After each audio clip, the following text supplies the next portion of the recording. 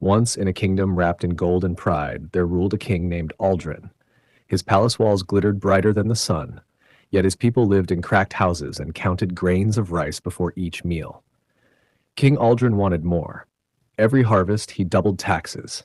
Every merchant paid extra to enter the city. Even festivals became opportunities to collect coins. He built towers, fountains, and vaults beneath the palace, vaults so full that servants whispered there was enough treasure to buy the moon. But the king never stopped. One winter night, while counting mountains of gold in his underground chamber, Aldrin heard a voice.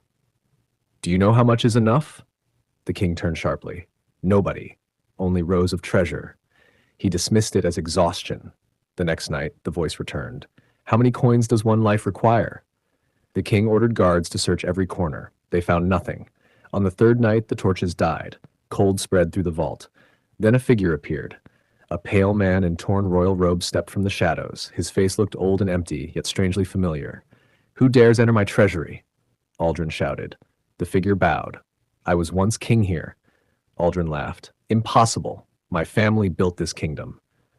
The ghost smiled faintly. "No, your family inherited it."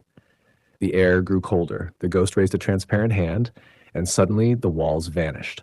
Aldrin stood in another palace, his own, but abandoned.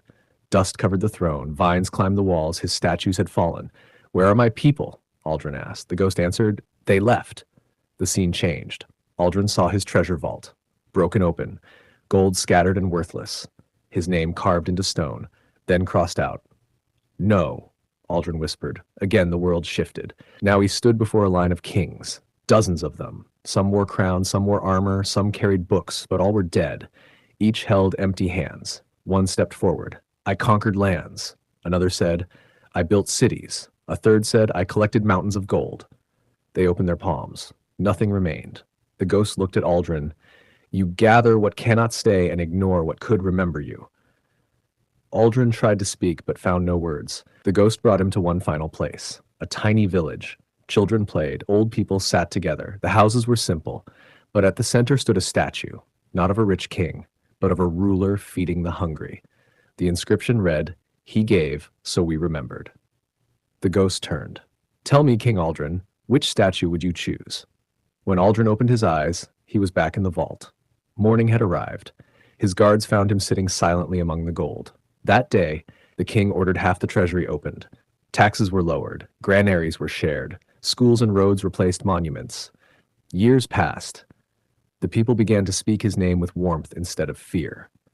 One night, much older now, Aldrin returned to the vault. Most of the treasure was gone. Only one coin remained on a stone table. Beside it was a note written in faded ink, "Enough."